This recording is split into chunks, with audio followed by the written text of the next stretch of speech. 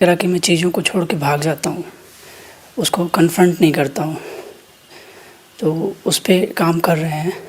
आपने दूसरी चीज़ भी बताई थी संकल्प को लेकर के। संकल्प को के लिए मैं कोशिश कर रहा हूँ, बट तमसा बहुत ज़्यादा हावी हो जा रही है। उससे मैं बाहर नहीं निकल पा रहा हूँ। उससे बाहर कैसे निकलूँ? क्यों निकलें बाहर? तमस समझते हैं ना क्या होता है?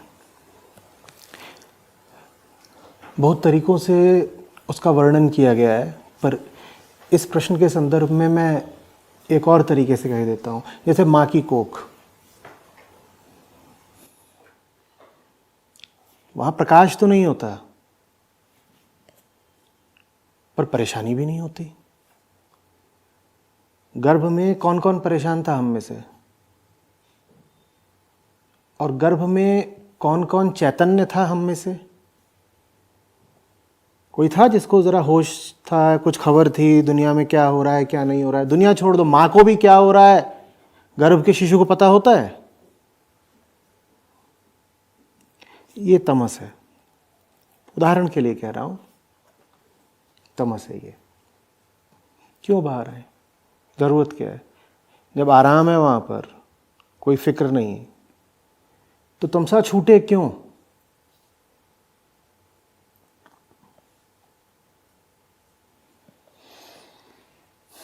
यही वजह है कि ज़्यादातर लोगों की तमसा नहीं छूटती। आराम है ना,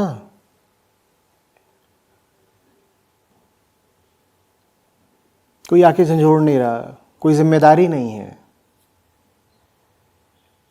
अपने लिए खुद दायित्व उठाते हुए कुछ प्रबंध नहीं करना। पैदा हो गए अगर होश में, रोशनी में, तो माँ कितनी भी करीब हो, आहार के लिए फिर भी चिल्लाना तो पड़ेगा, नहीं तो माँ भी नहीं उठाएगी। तमसा ऐसी, हम में से ज़्यादातर लोग इसीलिए कहा जाता है कि कभी पैदा ही नहीं होते, क्योंकि पैदा होने का मतलब ही है कि जान जाओ कि कुछ काम करना है। जो बच्चा पैदा होता है उसे कोई बड़ा काम भले ही नहीं समझ में आता करने के लिए, पर इतना काम तो वो भी समझ जाता है कि आहार चाहिए। तो गर्भ में एकदम कुछ काम नहीं करना पड़ता था, पैदा होते ही एक काम तो उसके लिए अनिवार्य हो जाता है, क्या? रोना। रोएगा नहीं तो मां छाती से नहीं लगाएगी, रोएगा नहीं तो पुतड़े नहीं बदले जाएंगे,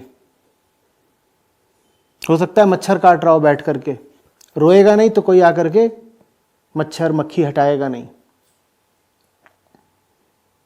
तो पैदा होने का मतलब ही होता है जिम्मेदारी में पैदा होना।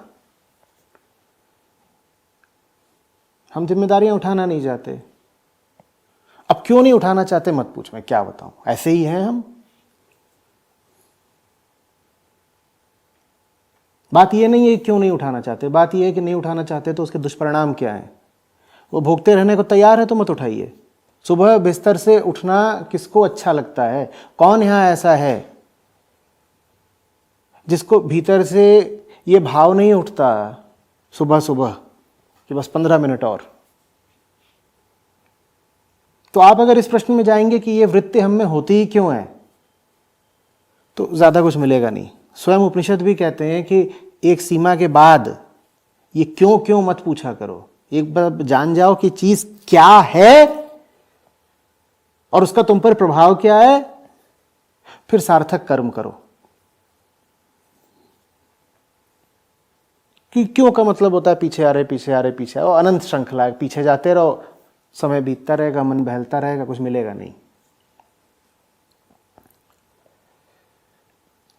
जब तक आप जीवन में अपनी जिम्मेदारी को नहीं पहचानेंगे, जब तक आपको नहीं दिखाई देगा कि आपके पास करने के लिए कोई काम है, तब तक आपको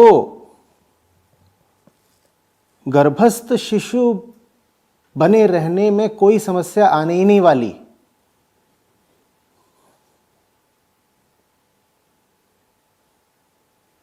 मौज है कि नहीं गर्भ में पड़े रहने में? बोलो तो। खाना तो छोड़ दो कि कोई और दे देता है, खाना भी दे देता है, उसको ऐसा भी नहीं होता कि टट्टी पेशाब हो गई तो सफाई करनी पड़ती है। उन सब चीजों का प्रबंध भी गर्भ के अंदर स्वतः होता रहता है। क्या मौज है, कुछ करना ही नहीं। और देखते नहीं हो जो लोग पैदा भी हो गए हैं, ले दे करके उनका भी जो आदर्श होता है वो यही होता है कि किसी तरीके से जीवन में ऐसी जगह पर पहुंच जाए जहां कुछ करना ना पड़े, बस मौज ही मौज हो। होता है कि नहीं? कहीं और से पैसा आ जाए मुफ्त का, कहीं और से आराम अय्याशी मिल जाए, ना कोई धर्म हो, ना कोई कर्तव्य हो, न किसी को जवाबदेही हो। हम कर क्या रहे हैं? चिल मारने का जो पूरा कॉन्सेप्ट है आधुनिक, वो और क्या है? जो आप कहते हो कि चिल मारना है, उसका और क्या मतलब होता है? अब सैद्धांतिक बहस में मत पड़िएगा कि चिल ये वो। आप दुनिया में देखते हैं ना लोगों को, जब लोग कहते हैं कि हैविंग अ गुड टाइम, तो उसका क्या अर्थ होता है? यही अर्थ होता है कि अभी साहब कुछ करने के लिए नहीं है, कोई कान उमेटने वाला नहीं है, न बाहर से न भीतर से। न तो बाहर कोई है जिसको जवाबदेही है, न भीतर कोई बैठा है जो पूछ रहा है कि ये तेरा धर्म था, पालन किया कि नहीं किया। तो फिर हम क्या बोलते हैं? I am having a good time. ऐसा है कि नहीं? यही तमसा है। तो हम जन्म से तो ऐसे होते ही हैं, बल्कि गर्भ से तो ऐसे होते ही हैं। जब आप पैदा भी होते हो तो आज की संस्कृति और समाज आपको जो उच्चतम आदर्श दे रहा है वो भी तमसा का ही है। आपसे कहा जा रहा है कुछ ऐसा जुगाड़ करो कि जीवन में ऐसी जगह पर पहुंच जाओ जहां चिल मार सको।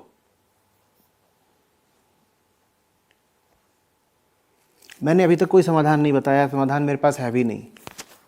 समाधान आपको खुद खोजना है। मैं बस बता रहा हूं कि आप जिस तमसा की बात कर रहे हो वो कोई ऐसा नहीं है कि बीमारी है बाहरी जो आकर के यूं ही आपकी खाल से चिपक गई है। वो आपके रेशे रेशे में बैठी हुई वृत्ति है, गर्भ से ही आप में होती है। हाँ, उसका समाधान ऐसे जरूर हो सकता था कि अगर जरा जागरूक समाज होता, शिक्षा व्यवस्था थोड़ी चैतन्य होती, तो ये सब बातें आपको बचपन से बताई जाती। लेकिन ये तो छोड़ दो कि बचपन से हमें ये बताया जाए कि आप पैदा ही हुए हो सही काम करने के लिए। बचपन से ही हर तरीके से हमारे मन में ये आदर्श डाल दिया जाता है कि आप पैदा हुए हो ताकि अय्याशी कर सको। तुम मुझे बताओ, जिसको पॉपुलर कल्चर कहते हैं, प्रचलित संस्कृति, उसमें मुझे एक आज के समय का गीत बता दो, कहानी बता दो, किरदार बता दो, नायक बता दो, जिसको तुम इसलिए पूजते हो क्योंकि वो जबरदस्त रूप से मेहनती है।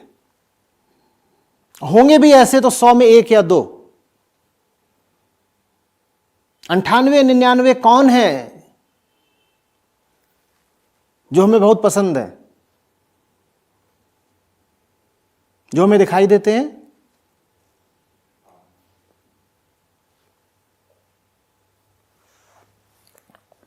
और कभी तुम पूछते नहीं कि ये जो बैठे हुए हैं इस समय आराम के शिखरों पर, रत्न जड़ित पलंगों पर, ये सब इनको मिला कहां से, ये आया कहां से? अभी उस दिन बेंगलोर में शिविर था तो मैं पूछ रहा था ना सबसे कि ये तुम करते तो हो गुची, अरमानी और BMW और ऑडी, ये आई कहां से? ये तो बताओ।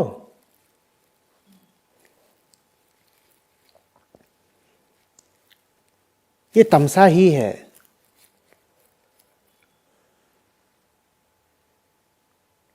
उस सोने के पलंग पर लेट करके कुछ वैसी ही भावना आएगी जैसी मां के गर्भ में आया करती थी।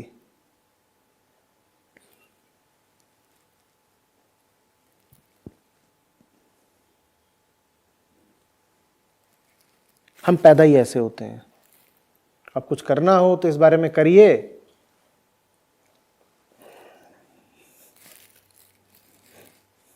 नहीं तो इसीलिए तो भारत में मुहावरा चला है अनंत जन्मों का। वो हमारे ही जैसे लोगों का मन बहलाने के लिए है।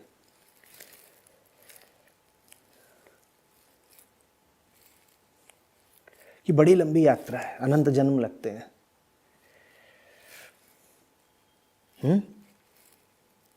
भाई तुझे मेहनत करने की कोई जरूरत नहीं, यात्रा ही कुछ ज्यादा लंबी है, इसमें तो लगने ही अनंत जन्म है। तो इस जन्म में मेहनत करने का दायित्व तो अपने आप कम हो गया। हम क्या करें, यात्रा इतनी लंबी है कि कम से कम 600-700 जन्म तो लगेंगे ना, सभी के लगते हैं 600-700 जन्म, तो हमें बहुत मेहनत क्यों करनी है इस जन्म में, हो क्या जाएगा, जस्ट चिल।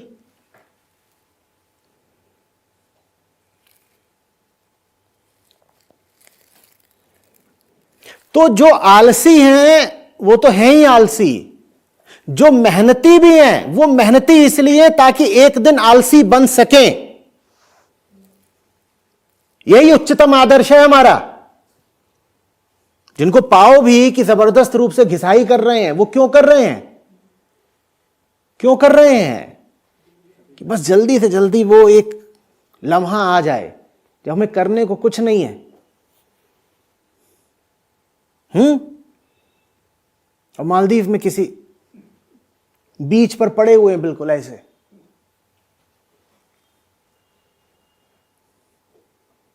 उच्चतम आदर्श ही क्या हो गया, आखिरी मंजिल ही फिर हमारी क्या है, अय्याशी।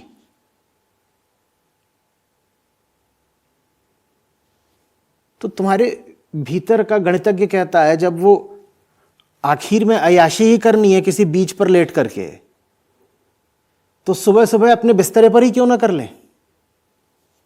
और ये तर्क बहुत गलत भी नहीं है भाई, कि है जब दुनिया भर की मेहनत करनी इसीलिए है कि एक दिन कहीं पर लेट कर तुम अय्याशियां करो, तो वही अय्याशी अपने बिस्तर पे क्यों ना कर लें, सोए पड़े रहो। वही हालत आपने अभी बयान करी कि पड़े रहते हैं।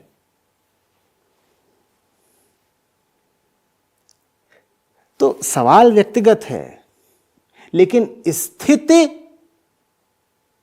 सार्वजनिक है। ये जो आपने बात पूछी ना, एक एक बंदे की हालत यही है। मैं कह रहा हूं यहां पर जो लोग मानते हैं कि वो आलसी हैं वो भले, जो कहते हैं कि मेहनती हैं वो तो मेहनत के रास्ते आलस तक की यात्रा कर रहे हैं।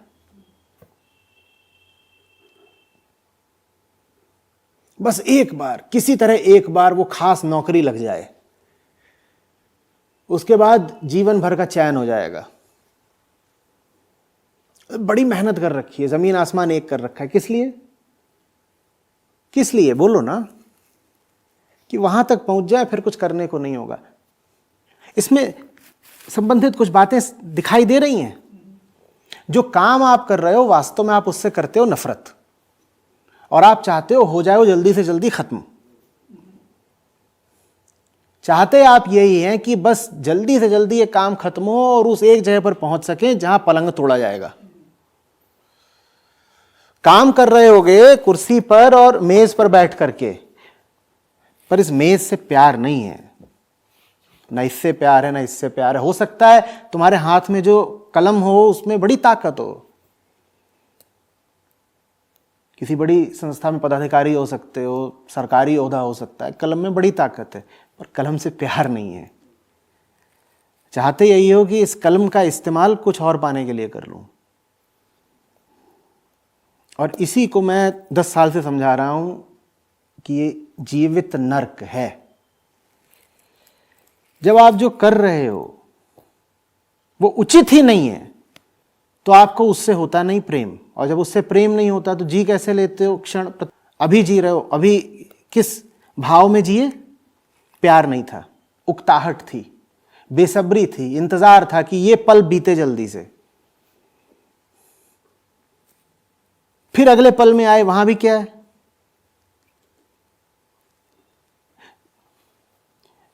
समझिएगा, मैं उस घिसी पिटी धारणा की बात नहीं कर रहा जिसमें कहा जाता है कि लिव इन द प्रेजेंट और द मैग्निफिसेंस ऑफ नाउ, समझ रहे हो, वर्तमान में जीना इत्यादि। ना ना ना, वो कहते हैं कि ये क्षण ही अपने आप में संपूर्ण है, तुम इसी में जिए जाओ। नहीं, सच्चाई तो ये है कि इस क्षण में जो तथ्य है वो कतई अपूर्ण है, बहुत कुछ है जो गलत है। तो फिर इस क्षण में जिए कैसे? आग लगी हुई है चारों तरफ और हम उस तथ्य को नजरअंदाज नहीं कर सकते।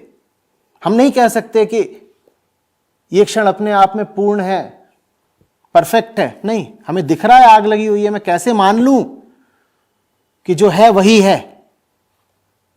ना, बिल्कुल भी नहीं। तो फिर जिए कैसे? जीने का तरीका समझिएगा। जीने का तरीका यह है कि हाँ, चारों तरफ आग लगी हुई है, पर मैं जो अधिकतम और उच्चतम कर सकता हूं वो मैं अपनी ओर से कर रहा हूं। यह है जीने का तरीका। समझ में आई बात? न तो ये कर देना है जैसा कि आधुनिक अध्यात्म में चलने लगा है कि accept things as they are, it is just life. बहुत तरह के बेशर्म और बदतमीज जुमले उछाल दिए गए हैं अध्यात्म के नाम पर। शायद मुझसे ज्यादा आपको पता हो। जो है सो है, और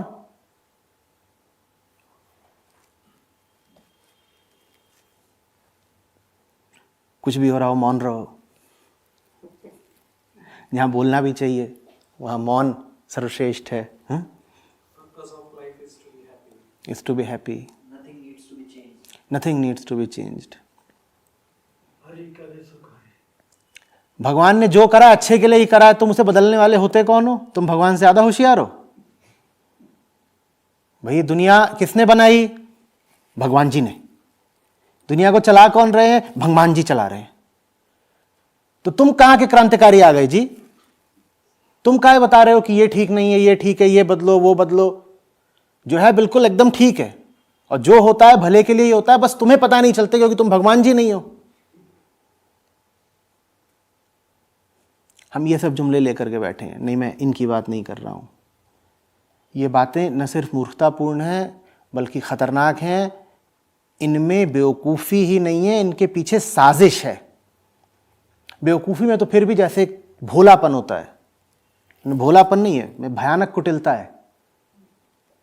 तो मैं उस छोर की बात नहीं कर रहा जहां कहा जाता है कि सब ठीक है, और अगर कुछ बदलेगा भी तो राम कृपा से बदलेगा, क्योंकि उसकी मर्जी बिना तो पत्ता भी नहीं हिलता। नहीं, उसकी बात नहीं कर रहा मैं। वो कोई ऊपर थोड़ी बैठा है, वो पत्ता हिलाना चाहता है तो कैसे हिलाता है? वो आपके माध्यम से हिलाता है। तो अगर आपके भीतर की सच्चाई पुकार के कह रही है कि पत्ता ही नहीं हिलाना है, मुझे सिंहासन हिला देने हैं, तो ये राम की मर्जी हुई कि नहीं हुई? तो फिर आपने कैसे कह दिया कि जो करना होगा राम करेगा? हम होते कौन है करने वाले? राम के अपने हाथ अपने पांव है। राम उतरेंगे जमीन पे कुछ करने के लिए? आज तो राम को जो भी कराना है वो आपके माध्यम से कराएंगे ना। तो आपके भीतर जो राम बैठा है, आप उसको उसका काम करने क्यों नहीं देते? तो इसलिए मैं उस सिरे की बात नहीं कर रहा हूं। ना मैं उस सिरे की बात कर रहा हूं जो क्या कहता है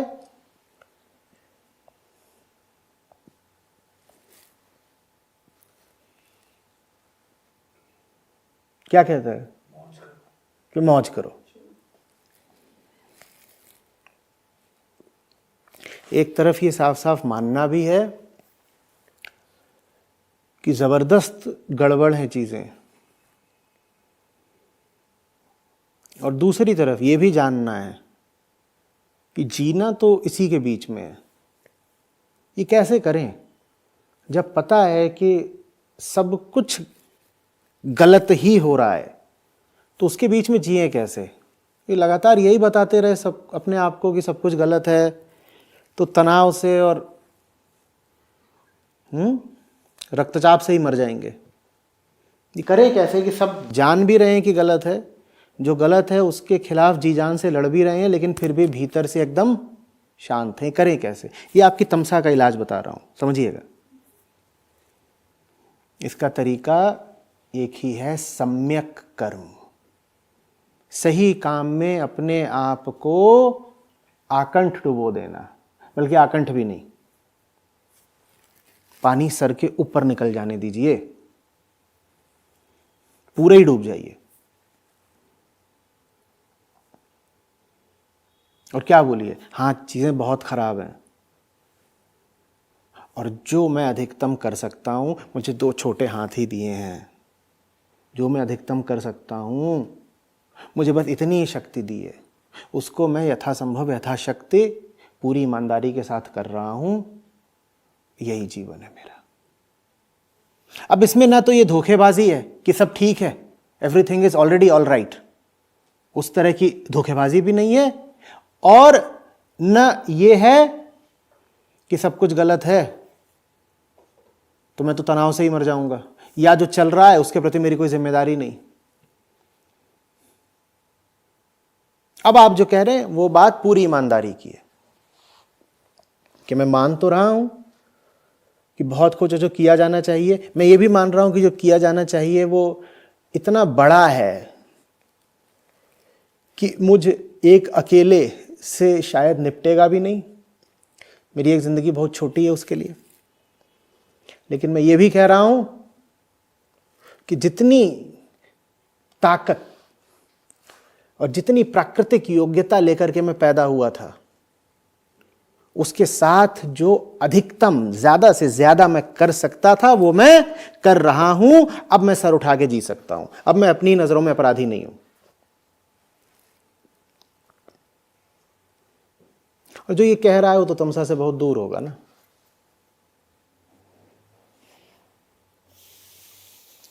समझ रहे हो?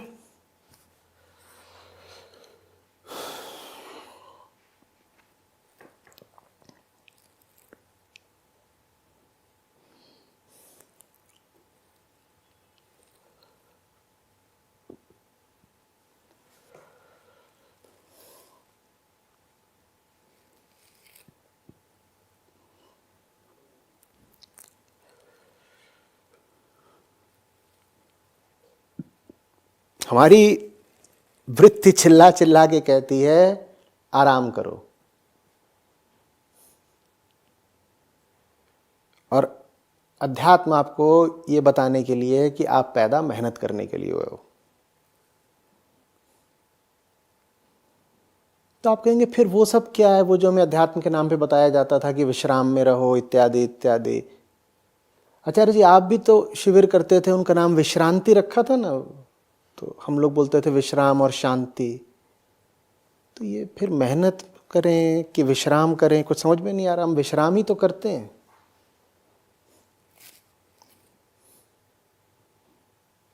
अध्यात्म उस खास विश्राम की बात करता है जो घोर कर्म के बीचों बीच है।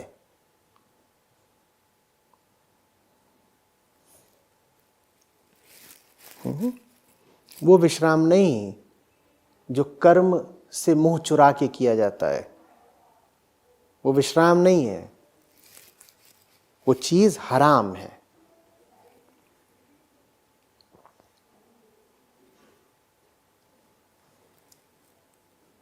समझ रहे हो? उस आराम की कला सीखो।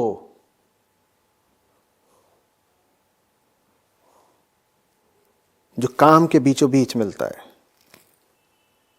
काम के बीचों बीच ऐसे भी कि काम कर रहे हैं और भीतर पूरी सफाई और संतुष्टि है कि जो मैं अधिकतम कर सकता हूं वो कर रहा हूं ना, तो कोई ग्लानि नहीं भीतर। अपनी सारी ऊर्जा मैंने किसको दे दी है अभी? काम को। तो ऊर्जा बची ही नहीं है भीतर शोर मचाने के लिए। जब सारी ऊर्जा काम को दे दी तो भीतर फिर क्या है? एकदम शांति है, मौन है। ये ही असली और एकमात्र मौन है। कुछ छोड़ा ही नहीं है भीतर कि कुकू चाय चाय करे, है ही नहीं। और अगर भीतर कोई आता है शोर मचाता है तो हम उसका कान पकड़ के बोलते हैं चल तू भी काम कर, तूने शोर मचाया, इसी से पता चल गया कि तू कहीं छुपा बैठा था। 10 लोग लगे हैं काम में, हमारे 10 संसाधन हैं, मान लो 10 इंद्रियां, ऐसे ही बोल लो, वो सब के सब काहे में लगे हैं? काम में लगे हैं। ये एक बेईमान कहीं छुपा रह गया था, तो अब ये क्या कर रहा है? ये शोर मचा रहा है, तो हमने इसको भी पकड़ लिया। ऐसे ही पकड़ लिया, शोर मचा रहा था इसीलिए पकड़ लिया। शोर नहीं मचाता तो पकड़ा नहीं जाता शायद। शोर मचाते को पकड़ के बोला कि अब तू भी लग जा, क्या करने में? काम करने में लग जा। सब कुछ जो तुम्हारे पास है वो काम में ही झोंक दो, फिर शांति है। तो काम कर रहे हो उस समय भी शांति है, फिर थक जाओगे, नींद आ जाएगी, उसमें भी बहुत शांति रहेगी।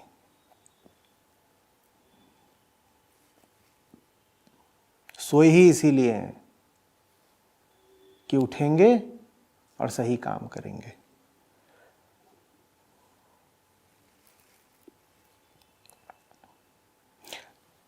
2012-14 के आसपास का समय होगा, उसकी रिकॉर्डिंग भी शायद अभी पड़ी हो यूट्यूब पर। गुलाल फिल्म का गीत था। अंशु बताना सही बोल रहा हूँ ना? पीयूष मिश्रा की आवाज़ में आरंभ है प्रचंड। तो 2-3 कॉलेजेस में छात्र थे, उनके साथ करा था। तो वहाँ मैं उनको बोला करता था कि इसमें एक पंक्ति है, बिल्कुल ध्यान से पकड़ लो, कि जिस कवि की कल्पना में जिंदगी हो प्रेम गीत, उस कवि को आज तुम नकार दो। खेद की बात यह है कि सिर्फ कवियों की कल्पना में जिंदगी प्रेम गीत नहीं है, न जाने कहाँ से ये एक घटिया तरह का अध्यात्म उठा है जिसमें गुरुओं की कल्पना में भी जिंदगी प्रेम गीत ही बन गई है।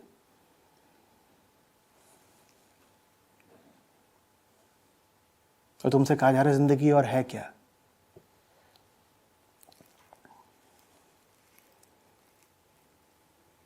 रोमांस का एक मौका,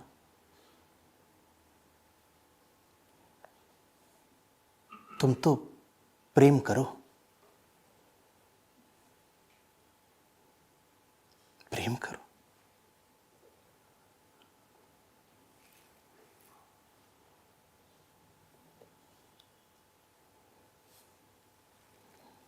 जिससे तुम बोल रहे हो कि प्रेम करो, उसी का भाई बाहर नशा करके मर रहा है। अगर मुझे प्रेम भी है इससे, तो इससे प्रेम करूं या इसके भाई को बचाऊं?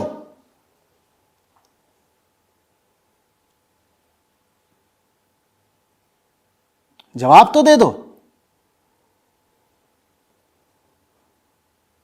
तुम्हारे घर में आग लगी है, तुम अपनी श्रीमती जी को लेकर शयन कक्ष में घुस जाओगे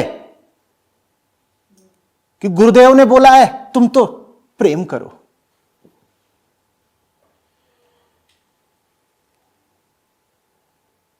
और जिसको नहीं दिखाई पड़ रहा है कि घर में आग लगी है, वो अंधा कम है, बेईमान ज्यादा है। अंधे मात्र होते तो आंच तो पता चलती, खाल तो जलती।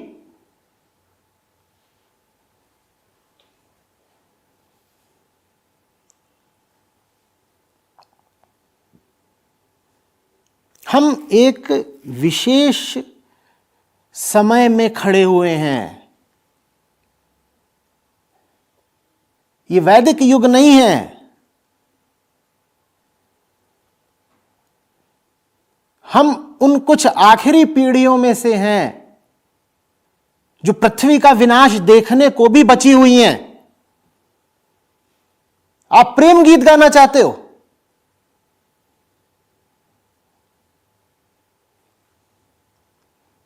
और प्रेम ऊंची चीज है, मुझे प्रेम से समस्या नहीं, पर इस समय प्रेम की उच्चतम अभिव्यक्ति क्या होगी?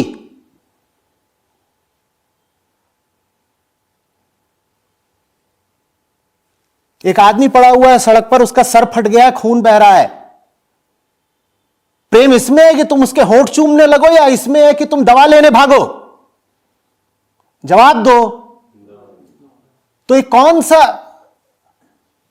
अध्यात्म परवान चढ़ा हुआ है जिसमें आपसे कहा जा रहा है कि कहीं कोई एकांत में ध्यान करे, कहीं सामूहिक नृत्य हो रहे हैं।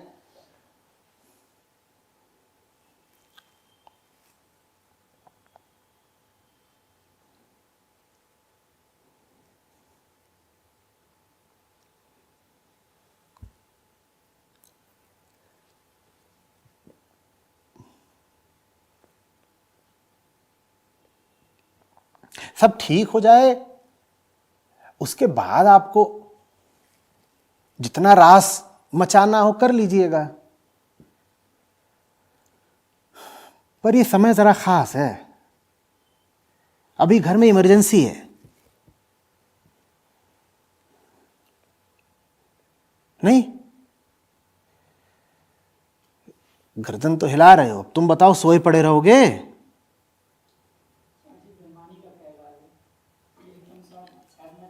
प्यार के अभाव का क्या इलाज है, मैं क्या बताऊं तुमको। इसी के आगे तो मैं रोज हारता हूं, लवलेसनेस।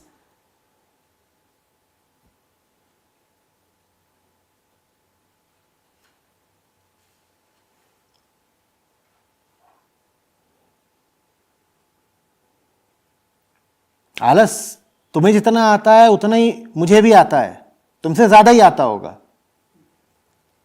पर आलस के अलावा भी मेरे पास कुछ है जो मजबूर कर देता है कि खड़े हो जाओ और करो।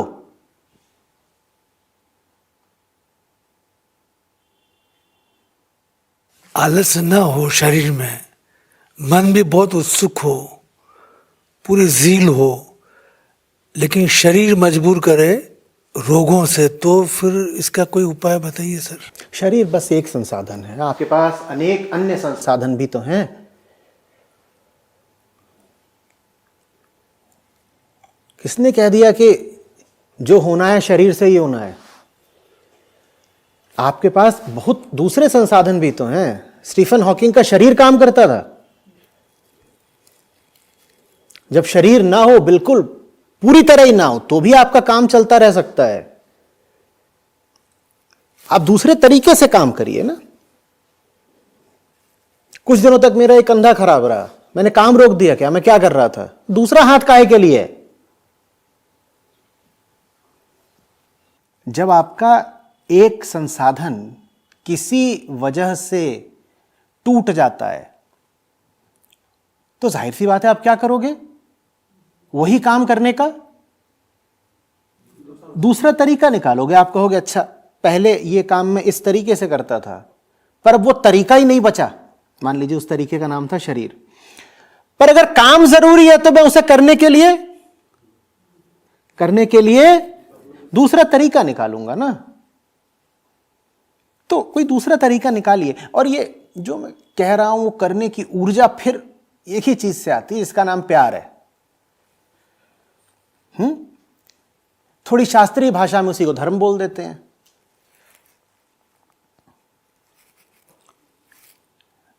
जमीनी तौर पे बोलें तो क्या बोलेंगे?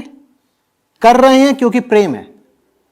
और शास्त्रीय तौर पे बोलें तो कह देंगे कर रहे हैं क्योंकि यही हमारा धर्म है। अंतर दोनों में कुछ नहीं है।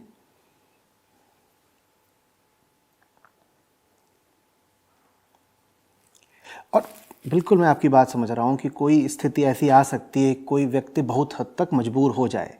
लेकिन अगर आपने वहां तक कोशिश कर ली जहां तक आप फिर पूरी तरह मजबूर हो गए कि अब तो कुछ नहीं कर सकते, तो फिर आप बहुत चैन से शांत बैठ सकते हैं। क्योंकि जवाब तो खुद को ही देना होता है ना। आप अपने आप को बता सकते हैं कि आखिरी बूंद तक जो मैं कर सकता था मैंने किया, और अगर अभी भी कुछ संभव है तो खोज रहा हूं रास्ता और करूंगा। फिर मेरी गलती नहीं है ना।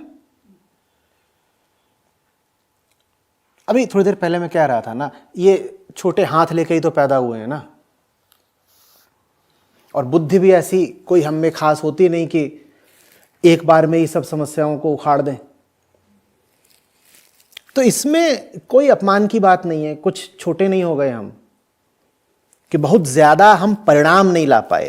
या किसी सीमा पर जाकर हमारे संसाधन चुक गए, खत्म हो गए। इसमें कोई शर्म की बात नहीं है। शर्म की बात है बेईमानी करने में। जो मैं कर सकता था मैंने वो भी नहीं किया। हमेशा यही सवाल पूछा करिए अपने आप से, जो कर सकता हूं उतना किया क्या? उत्तर अगर हां में आता है, यही समाधि है, यही मुक्ति है। उत्तर ना में आता है तो नरक से बाहर निकलो। कहां के नरक से? अपने ही भीतर के नरक से। बेईमानी से बड़ा आंतरिक नरक दूसरा नहीं है।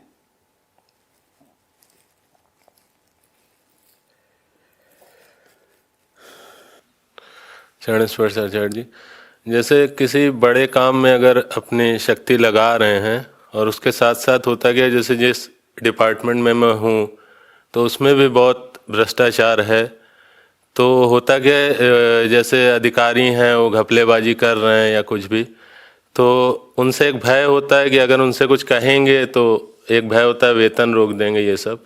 तो इस भय की वजह से अगर मैं कह देता हूँ तो एक तरह से मानसिक शांति खराब होती है, बड़ी चीज़ों एनर्जी गलत जगह, तो वो ज़रूरी है कि नहीं, ये पूछना था। उन सब चीज़ों में एनर्जी लग, इसका मैं तुम्हें देखो क्या जवाब दूं। मैंने इस्तीफा देने से पहले तुमसे पूछा था क्या? ये तो अपनी समझ पर है ना, अपने ईमान पर है, अपनी धार्मिकता पर है, अपनी सच्चाई, अपने प्यार पर है।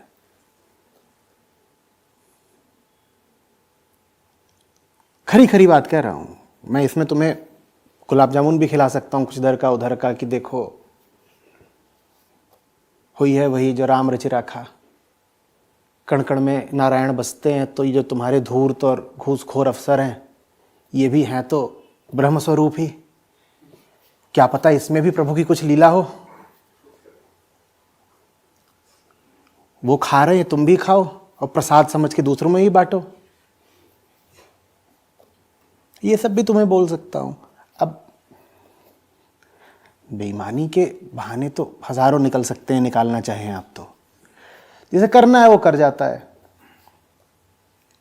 और मैं नहीं कह रहा हूं कि तुम इस्तीफा दे दो भाई, मेरे ऊपर मत डाल देना, क्योंकि मैंने किसी से पूछ करके नहीं छोड़ा था। मेरी बात है, मेरी जिम्मेदारी है, उसका जो भी अंजाम होगा मैं भुगतूंगा। ये नहीं होना चाहिए कि आचार्य जी ने मेरी नौकरी छुड़वा दी, अब मैं क्या करूं। तो आखिरी कर्म क्या है वो तो तुम्हें ही करना है, तुम जानो। मुझसे न पूछो, न मेरी जिम्मेदारी है। वीडियो पे इतना बड़ा डिस्क्लेमर इसीलिए लगा होता है।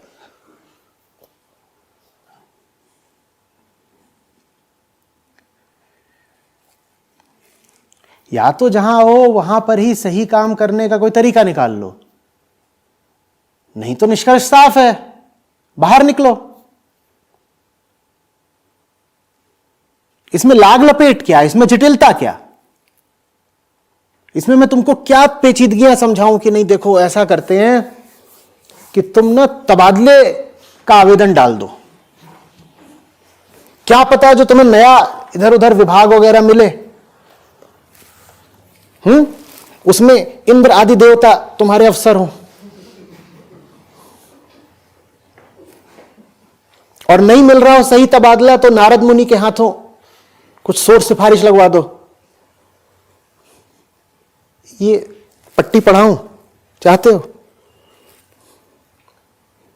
बात बहुत सीधी है।